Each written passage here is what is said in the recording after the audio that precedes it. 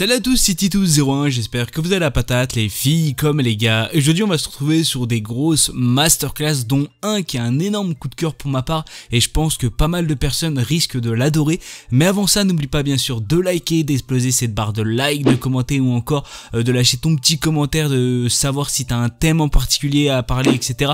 N'hésite surtout pas à le dire dans la barre des commentaires.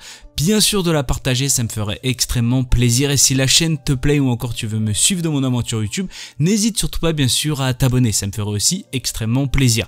Ce soir on va s'attaquer tout de suite sur mon petit coup de cœur et sur ces grosses masterclass. Alors on va parler de cet animé que je vais pas pouvoir vous citer parce qu'il est extrêmement long, on est basé sur 12 épisodes de 24 minutes. Pour les intéressés, il est disponible sur Crunchyroll, il est sorti tout récemment cette année en 2024, on est plus sur de la comédie, de la fantasy, de la romance, du démon, de l'elfe et de la magie.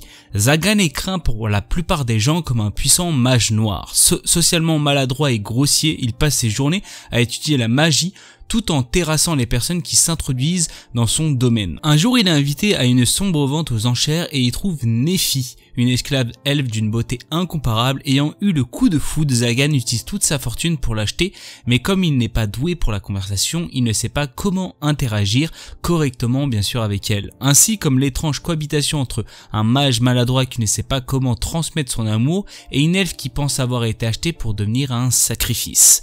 Alors moi ce que j'ai à dire, c'est que j'ai regardé le début des épisodes qui sont sortis actuellement, et c'est quand même une histoire qui m'a fait énormément penser à un autre animé où tout simplement une personne va acheter une esclave et bien sûr ça va extrêmement bien s'entendre entre eux.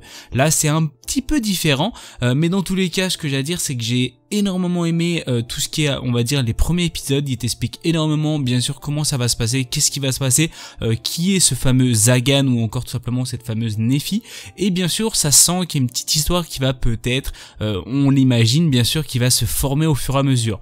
Dans tous les cas, l'anime en lui-même commence quand même plutôt bien, graphiquement c'est quand même, je trouve, extrêmement bon, et je pense que pas mal de personnes pourraient l'adorer, et l'histoire autour de cette romance est quand même plutôt intéressante. Alors on va parler de mon coup de foudre qui est tout simplement Tengoku Daimei-kyu. On est basé de 13 épisodes de 24 minutes, il est sorti en 2023, on est plus sur l'action, du drame, du mystère, du monstre, du post-apocalyptique, et pour les intéressés, il est disponible sur Disney+. À l'intérieur de ces murs, ces enfants vivent dans l'insouciance absolue, car s'ils devaient bien sûr sortir, ils entreraient en enfer. Pourtant, l'un d'eux semble bien sûr avoir eu une vision, deux humains viendraient les chercher depuis l'extérieur, l'un d'entre eux leur ressemblant étrangement. Pendant ce temps, Maru et sa garde du corps tentent de survivre dans un monde désolé, peuplé de pillards et de monstres difformes. Leur objectif, atteindre le paradis. Alors ce que j'ai à dire, c'est que c'est l'un de mes coups de cœur et ça restera mon coup de cœur de cette année bien sûr 2023. Je m'y attendais vachement pas et sincèrement j'ai pris une énorme claque parce que Maru est vraiment c'est une dinguerie, c'est une folie. J'adore ce personnage. Alors bien sûr j'aime aussi le personnage féminin qui est aussi Kiruko, mais vraiment Maru, je trouve c'est l'élément qu'il fallait dans cet animé et je trouve qu'il est extrêmement bien joué et je pense que pas mal de personnes pourraient l'adorer.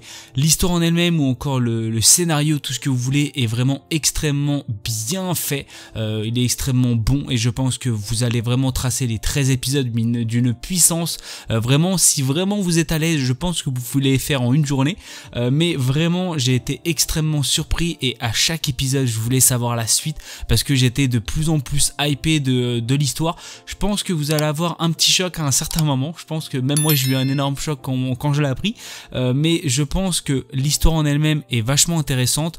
J'attends énormément cette fameuse bien sûr saison 2 qui pourrait je pense être une aussi grosse masterclass que cette fameuse bien sûr saison 1 et je pense que aussi pas mal de personnes pourraient être intéressées. Dans tous les cas je vous le propose parce que alors c'est une pure claque et je pense que c'est une énorme masterclass pour, je pense, peut-être pas pour pas mal de gens, en tout cas pour moi c'est une masterclass et je pense que pas mal de personnes pourraient l'apprécier. Alors on va parler de Hananai-kun Tukwa no Yamai ou si vous préférez Condition Cold Love. On va être basé sur 12 épisodes de 24 minutes. Pour les intéressés, il est sorti tout tout récemment en 2024, il y a aussi La Veuve de disponible en 2024.